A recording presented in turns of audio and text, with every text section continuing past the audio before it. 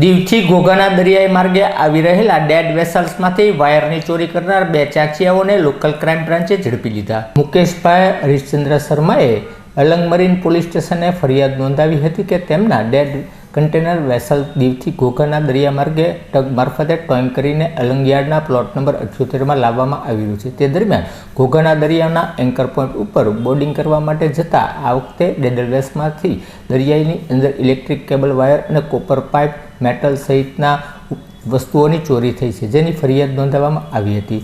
જેના અનુસંધાને local crime બ્રાન્ચે તપાસ હાથ ધરી હતી. આ ગુનામાં બે આરોપીઓને પોલીસે ઝડપ્યા હતા, જેમાં વિક્રમભાઈ હરજીભાઈ ગોહિલ અને જગદીશભાઈ ઉર્ફે ગોપો પ્રવીણભાઈ મેરને તમામ મુદ્દામાલ સાથે ઝડપી લઈ ધોરણોસરની કાર્યવાહી હાથ ધરી હતી.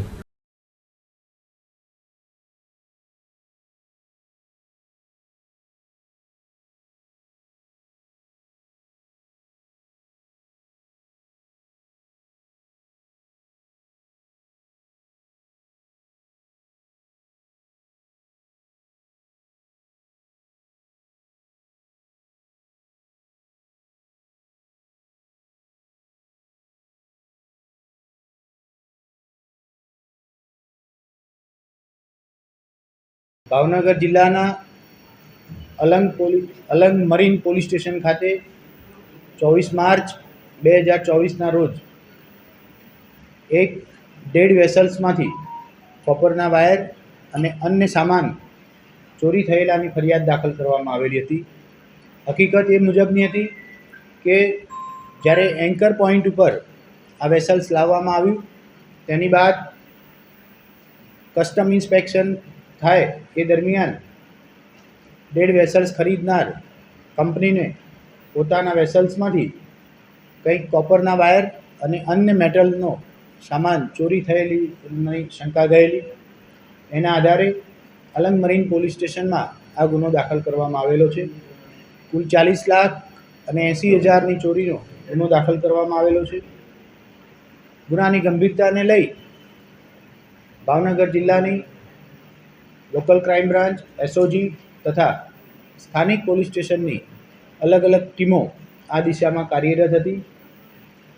આ તપાસ દરમિયાન અગાઉ આ પ્રકારની ચોરી કરવાવાળી વ્યક્તિઓ અથવા અન્ય શકમંદોને તપાસવામાં આવતા હતા. એ દરમિયાન બે વ્યક્તિઓ પોતે આ ડેડ વેસલ્સમાં રાત્રિના કોઈ સમયે કેબલની ચોરી કરેલાનું કબૂલાત આપેલી હતી.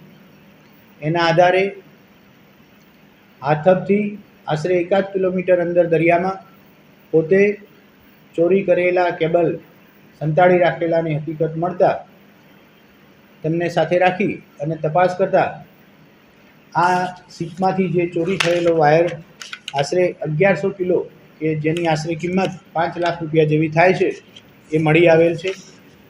સાથે સાથે એ દિશામાં તપાસ ચાલી રહી છે કે આ સિવાય અન્ય કોઈ આરોપી હતા કે કેમ, આની પાછળ કોઈ ગેંગ સક્રિય છે કે કેમ, અન્ય સામાન ક્યાં સંતાડેલો છે અથવા તો કોઈના ત્યાં ભંગાર તરીકે વેચી દીધેલો છે કે કેમ, આ તમામ દિશામાં હાલ તપાસ હાથ ધરવામાં આવી રહેલી છે. અન્ય પણ ચોરી થયેલો સામાન મળી આવે એ દિશામાં ભાવનગર જિલ્લાની એલસીબી, એસઓજી તથા સ્થાનિક પોલીસની ટીમ કાર્યરત છે. જે આરોપી પકડાયેલા છે એમના નામ વિક્રમ હરજીભાઈ ગોહિલ અને જગદીશ ઉર્ફે ગોપો પ્રવીણભાઈ, આ બંને આરોપી અત્યારે પકડાઈ ગયેલા છે. એમની પૂછપરછને અંતે અન્ય આરોપી સંડોવાયેલા છે કે કેમ એ વાત જાણી શકાશે. વધુમાં આમાં જે વિક્રમ નામનો આરોપી છે એ 2022ના આ જ પ્રકારના કેબલ ચોરીના ગુનામાં પકડાઈ ગયેલો છે. ફરિયાદ 24 માર્ચ 2024ના રોજ દાખલ થયેલી છે.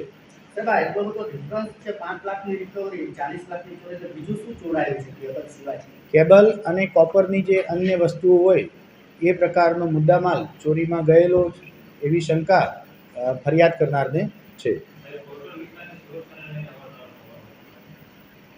ભાવનગર જિલ્લામાં પોર્ટ મરીન ખાતે એક પેટ્રોલિંગ માટેની સરકારી બોર્ડ છે જે સંપૂર્ણ કાર્યરત છે અને પોતાના જ્યુરિડિક્શન વિસ્તારમાં એ પેટ્રોલિંગ કરતી રહેતી હોય છે. બાકીનો જે મુદ્દામાલ ગયેલો છે એ પૂરેપૂરી શક્યતાઓ છે કે કોઈ અન્ય જગ્યાએ એ લોકોએ સંતાડી રાખેલો હોય અથવા જે રાત્રિના સમયે ચોરી કરેલ છે એ જ દિવસે રાત્રિ બહાર કાંઠે લાવી અને કોઈના ત્યાં સંતાડી પણ રાખેલો હોઈ શકે.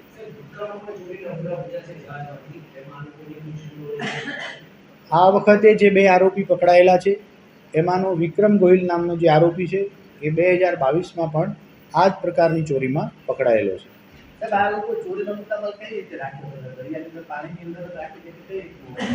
અત્યારે જે મુદ્દામાલ મળી આવેલો છે એ દરિયાની અંદર એ લોકો ચોક્કસ જગ્યાએ સંતાડી રાખેલ છે.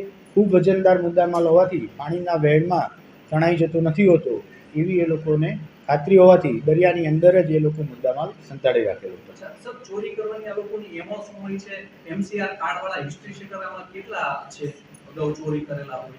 અત્યારે જે 2 આરોપી પકડાયેલા છે એમાંથી વિક્રમ ગોહિલ નામનો આરોપી 2022માં પકડાયેલો હતો. આ લોકો મુખ્યત્વે જ્યારે કસ્ટમ ક્લિયરન્સ માટે ડેડ વેસલ્સ આવે છે ત્યારે રાત્રિના કોઈ સમયે વહાણના કોઈ પણ ભાગમાંથી ડેડ વેસલ્સમાં ચડી જાય છે અને નાની બોટમાં જેટલો સામાન ભરી શકાય એ પ્રમાણે કોપરના ઇઝીલી કાપી શકાય એવા વાયરોની ચોરી કરતા હોય છે.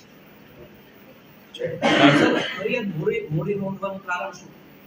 22 તારીખે વેસલ્સ આવેલું છે, 23 તારીખે આપને ખબર પડે છે કે એમના વેસલ્સમાંથી કોઈ સામાનની ચોરી થઈ છે અને 24 તારીખે ફરિયાદ દાખલ થઈ છે. સર, અગાઉ પણ 1.5 મહિના અગાઉ V7 નામના પ્લોટમાં પણ ચોરી થઈ હતી. એમણે 14/2 અરજી આપી હતી. એની ફરિયાદ 24 તારીખે નોંધાણી, એટલે કે 40 દિવસ બાદ ફરિયાદ નોંધાણી. જૂની અરજીની તપાસ ચાલુ હતી, કોઈ પણ વેરઅબાઉટ્સ મળતા નહોતા, એટલે બંને ફરિયાદ અત્યારે દાખલ કરીને તપાસ હાથ ધરવામાં આવેલી છે.